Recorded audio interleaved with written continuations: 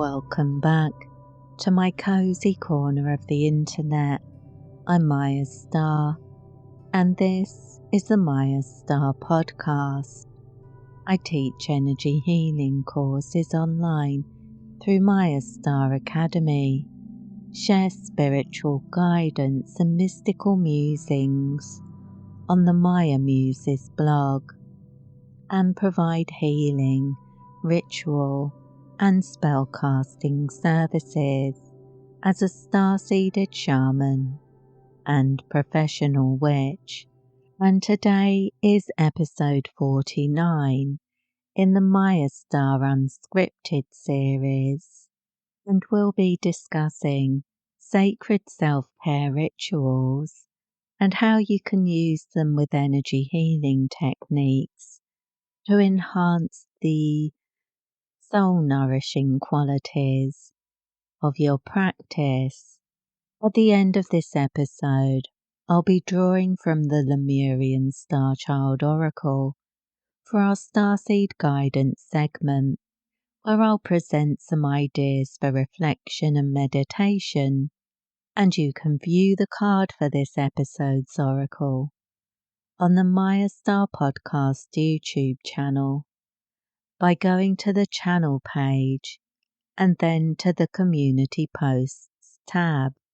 Find out about the different ways you can work with me and discover my energy healing and spiritual development courses by visiting my website at mayastar.net, where you can also join the Mayastar mailing list to stay up to date with the latest special offers.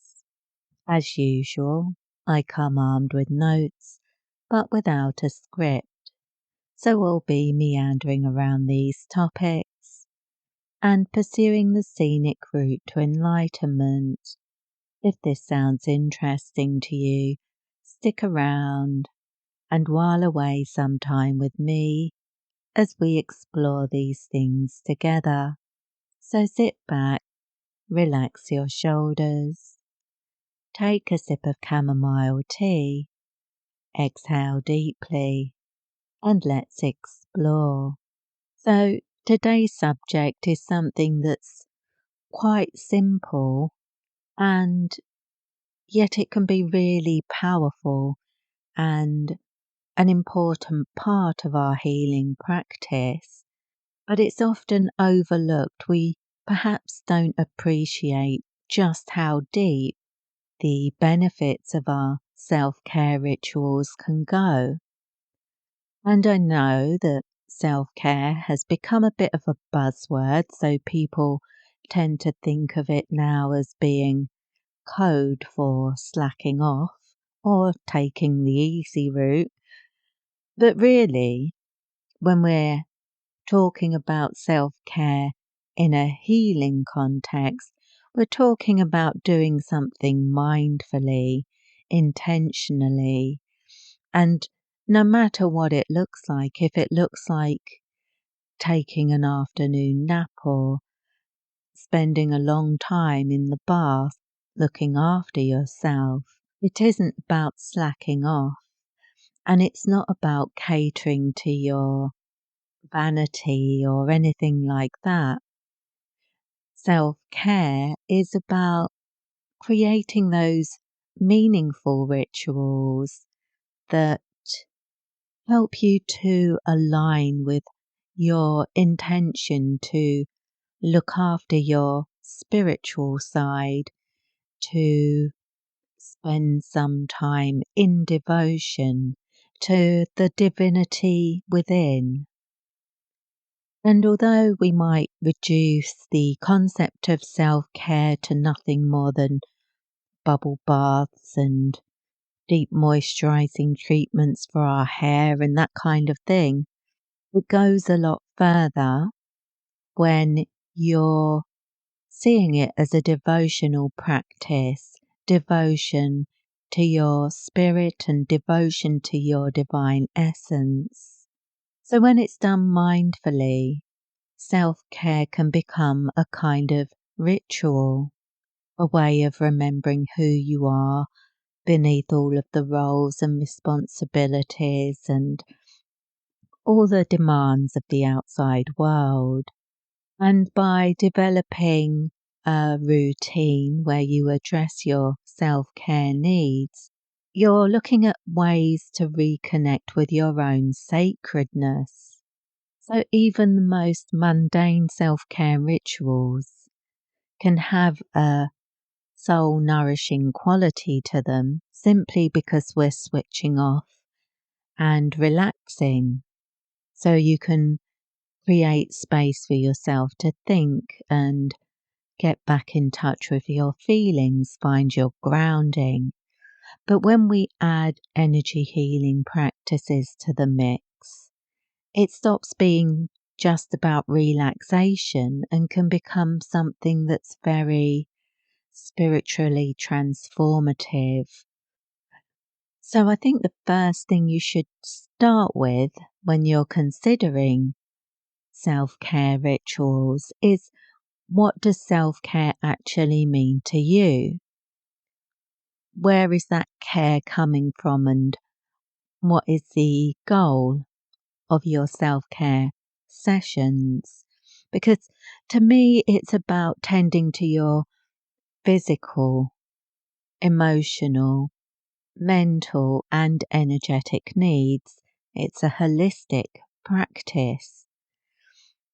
It's not just about finding that you have a tendency to get stress headaches and then treating them by taking a couple of aspirin.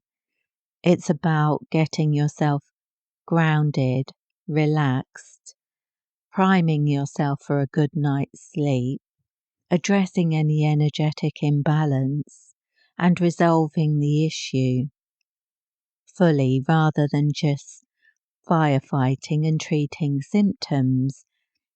Addressing your self-care rituals can be a way of focusing on yourself so that you can discover where the problems are and find effective solutions. Because if you think about it, supposing you were that person with the tendency to get tension headaches, the headache could be seen as the canary in the coal mine, alerting you to the fact that what's going on is causing you physical harm. And then if you don't take that advice from your body, from the pain that it's demonstrating to you, that stress might have further complications down the line, further complications for your health, further complications for your emotional and mental health as well.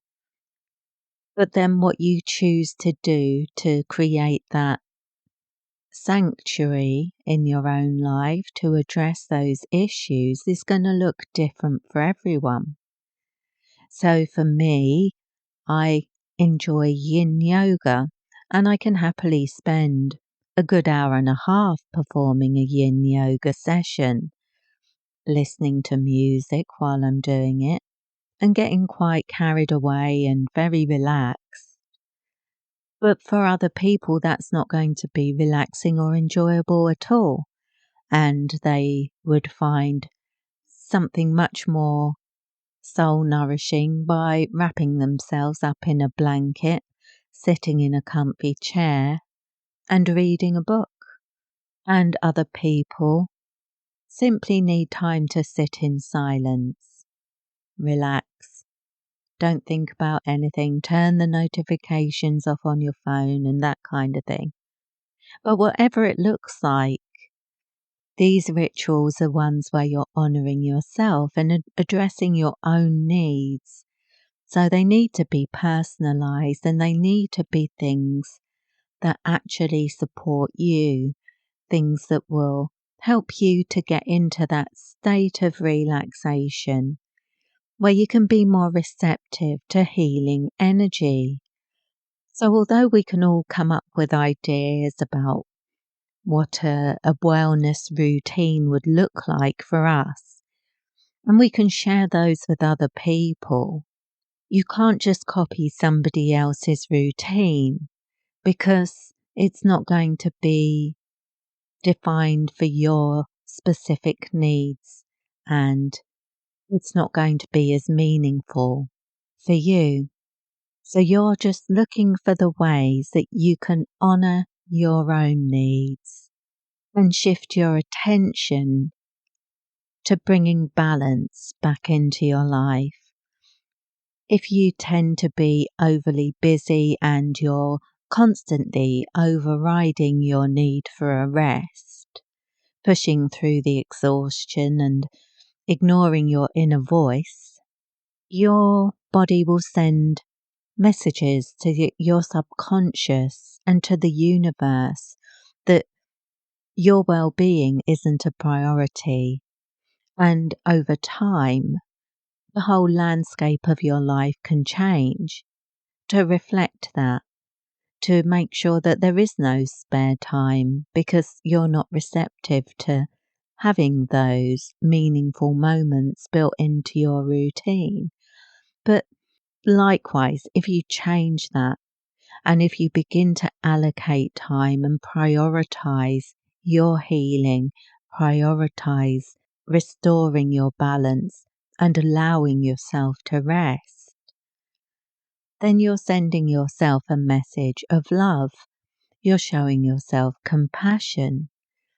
You're creating space in your life where you can rest and recover. And that energy ripples outward, affecting everything around you, your relationships, your work, your health, your intuition, just everything can shift when you are able to prioritize your well-being. And it's not a selfish thing to do.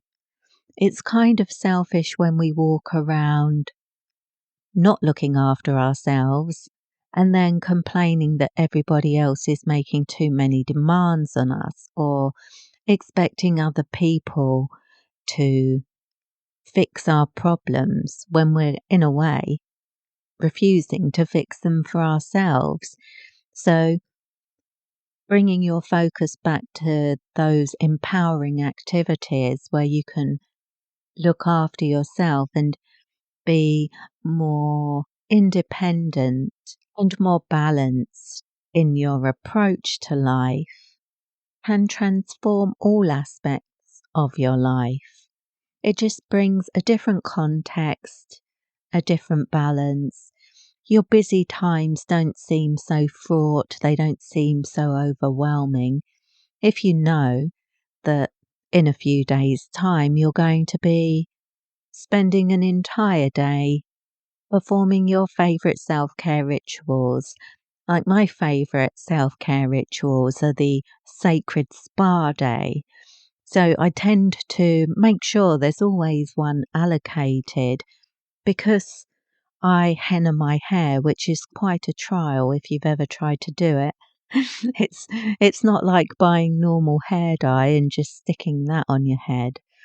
When you henna your hair, you've got to get all the lumps out of the henna powder, then you add different oils to the mix and you add hot water and you've got to mix it for usually about 20 minutes to get it into the right consistency.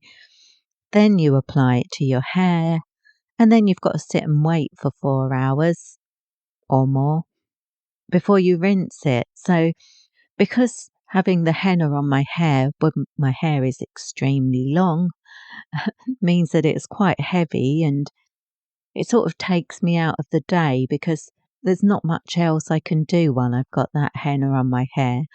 I've really got to slow down and take some time out, but it does mean that it's a good day for doing other things like face masks and having a long bubble bath, usually with rose or lavender, and burning some incense, really enjoying the experience of doing very little in that day and just making it like a mini retreat, I suppose. I'll even plan out my meals for those days, usually with a few treats as well, but I'll plan out the meals so that the whole day is kind of structured. I suppose if you take 4 hours out of a day where you can't do very much because you've got a load of mud on your head, it lends itself to looking for things to do that you can do without giving yourself a terrible neck ache. But other things that I would include in those routines would be things like spending time journaling or writing poetry. And as I said before, doing yin yoga, that's something that I can do even when I've got the henna on my hair. But there would be a lot of types of exercise that I wouldn't be able to do because with that extra weight on your neck, you've got to be careful. And while I'm performing the yin yoga routines that I have, I will usually connect with some form of energy healing at the beginning of the session and then keep that energy flowing throughout. And that could be tuned to whatever I'm focused on at the time. It could be focused towards a specific goal. If I was working on a specific manifesting goal, perhaps I'd choose to work with attraction Reiki, for example.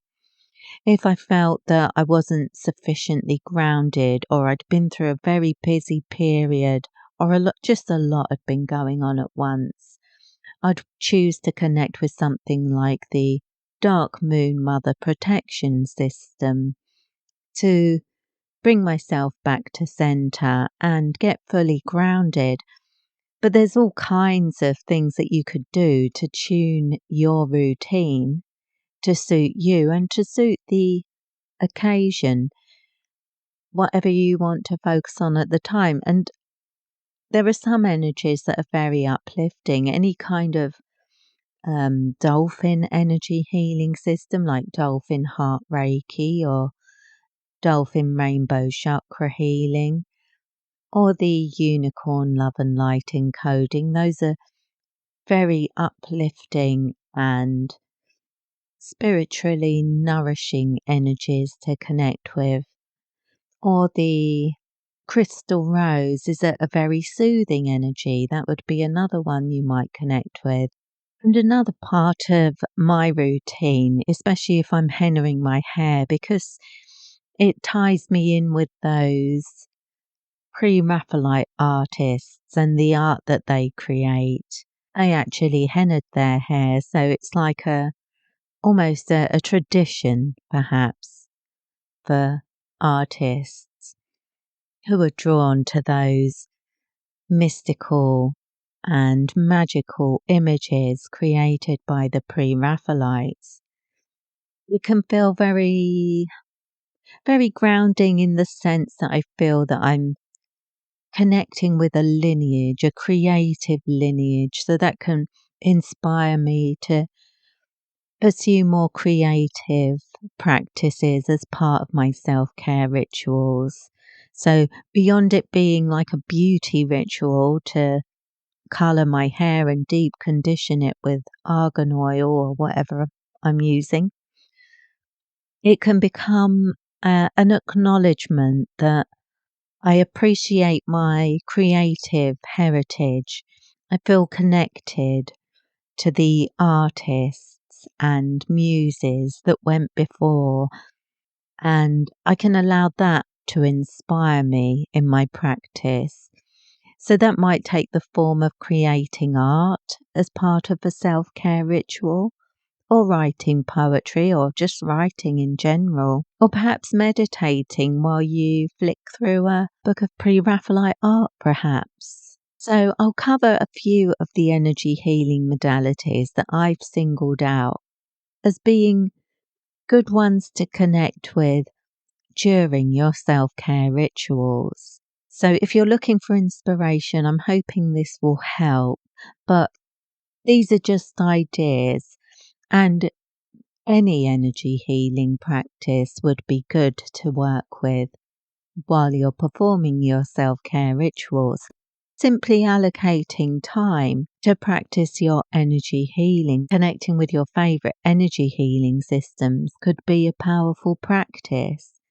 But the first one I wanted to mention is the Aphrodite Beauty Ray, because this is one that I've just restored to the Mayastar syllabus. And it was always a favourite of mine for self-care rituals, connecting with the energy of Aphrodite. When you think about the rituals of the ancient Greeks and the ancient Romans, where bathing could be seen as a dedication to some of these deities, bringing in the energy of the goddess of love and beauty can be a powerful way to reconnect with the divine feminine current and connect with your inner goddess in order to work on your body image, self-love, sensuality, or higher forms of love like compassion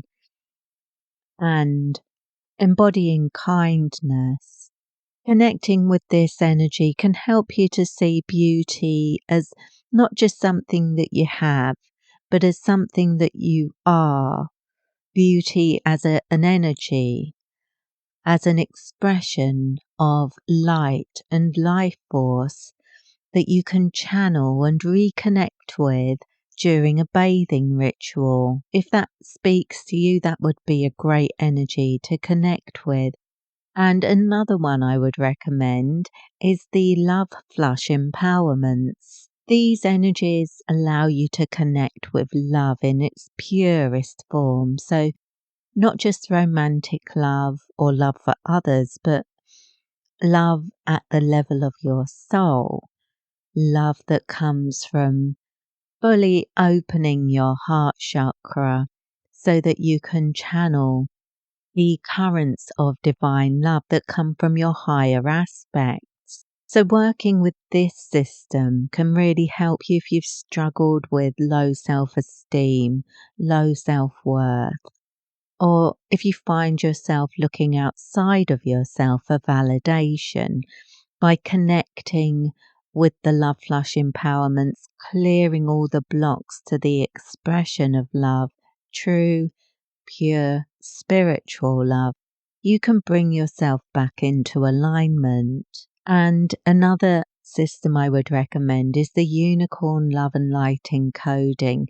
This is one I mentioned earlier, and the reason I love connecting with this energy is because it's really high frequency, it's very uplifting, and it's really good for connecting with your inner child, doing creative things, painting, writing, dancing, decorating your altar. If you're doing something creative, connecting with this energy can help you to really get grounded into that activity and to really derive some spiritual nourishment from it. And another one that I would recommend is the All Is Well activation, which we talked about. I can't think, it may have been last week actually.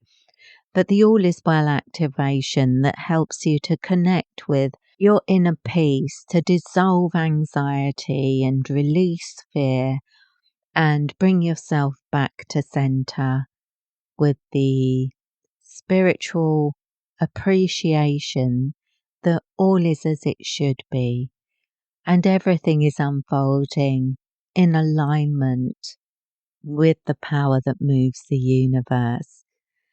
So that's a good energy to connect with because it can help you to let go of those external influences, the things that are worrying you, the things that are causing you stress. Connecting with the All Is Well activation can help you to set aside some time and space where you're uncontaminated by those external circumstances.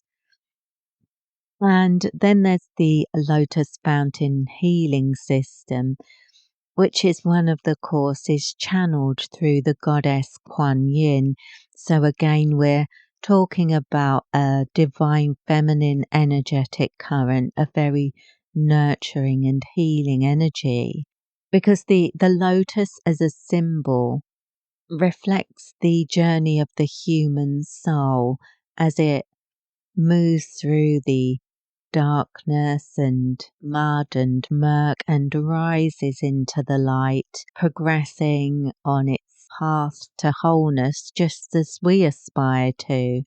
So the symbol of the lotus can be a good symbol for healing and spiritual ascension. It can be a great symbol to meditate on during your self-care rituals, and connecting with this energy can help you to release blocks to your emotional and spiritual well-being.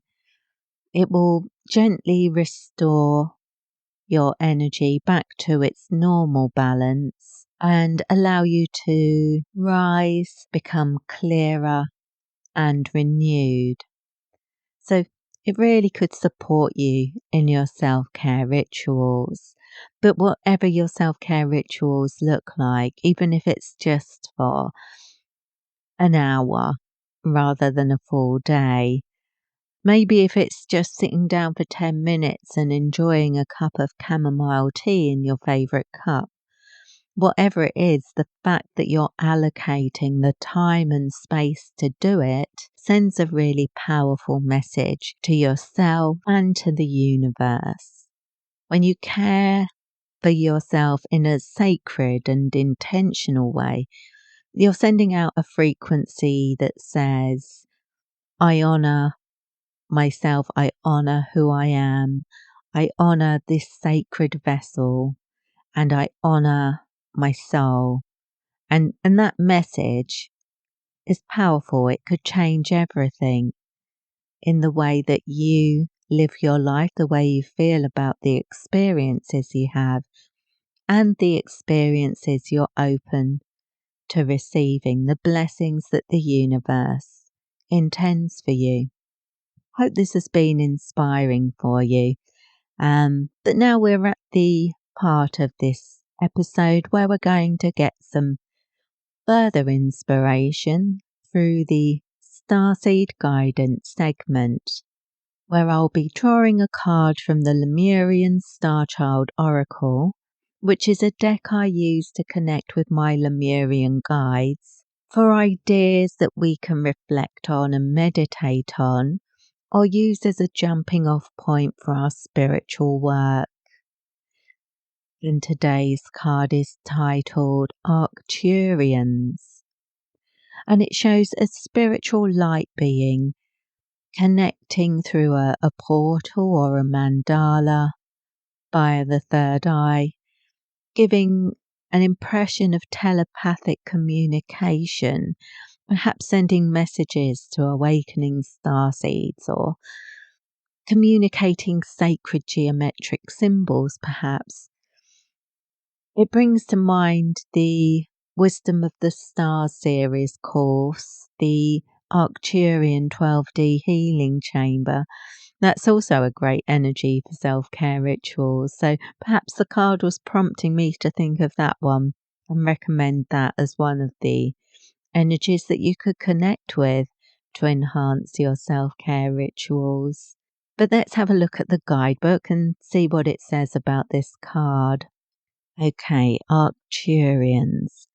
Pure white light, DNA healing, sacred geometry, removing negativity, advanced spiritual guidance. Arcturian love integrates my whole being. I keep my eyes on the light to bypass the linear mind and receive multidimensional geometry in my heart. The Arcturians transform fear into love, confusion into clarity, and help dissolve the ego into the light. They transmit sacred light codes from the higher dimensions, which are also known as hyperspace. Their supramental energy is beyond the understanding of the human mind, but can be felt by the heart. Arcturian messengers are on your path because you are due to receive great healing light, a bright white laser beam which shines through any darkness. They have come to settle energetic issues by clearing blocks, implants and portals that divert from creator intention. You have drawn this card because you are healing these issues in your own energy field, for someone else or for the world at large. There is a subtle cause to these issues that is not obvious to the analytical mind, and so the Arcturians invite you to look deeper. If you are a starseed and you feel connected with different star tribes, you tend to find that the Arcturians are often centered on our healing and on the development of our higher spiritual gifts like empathy and intuition. They see these as our natural inheritance, our spiritual inheritance, and the way we live our lives on earth can create blocks to us manifesting those gifts and appreciating their importance. So perhaps that's something that you might want to reflect on and see if you could align with those higher possibilities through your self-care rituals. The Arcturians are here to rectify that which has been distorted and interfered with. They help to restore your natural path as creator in the physical body, undoing the limiting programming from religion, one-dimensional science and superstition. Yeah, that's what I'm... It's funny that I should butt in and it was about to tell you the exact same thing, probably more eloquently than I would. But yeah, I think this is a great message and something that you might want to reflect on or meditate on today. And there's an affirmation at the end of the section here that you might want to use to align with the intentions behind this card. In loving cooperation with the Arcturians, all implants are removed, all portals are closed, and all karma is erased now. In my heart, I discern the connections I make. I am on the new earth. And as I mentioned before, and as always, you can find the image of this card by going to the Mayastar Podcast YouTube channel and to the Community Posts tab, where I'll be posting up an image of the card to go live when this episode is released. Additionally, if you would like to go a bit deeper into the possibilities for your self-care rituals, I'll be writing a new blog article for the Maya Muses blog that will go live a few weeks before you get to hear this episode. So to get all of the latest updates, make sure you're following my blog at blog.mayastar.net. And that brings us to the end of today's unscripted episode. I hope you found it interesting, and I hope you're leaving this episode suffused with good vibes and great ideas. You can hear more from me today by exploring previous unscripted episodes. And remember that these episodes are pre-recorded and inspired by the comprehensive articles on my blog. I hope to see you back here again soon, and in the meantime, I wish you peace, prosperity, and progress in all you do. With blessings.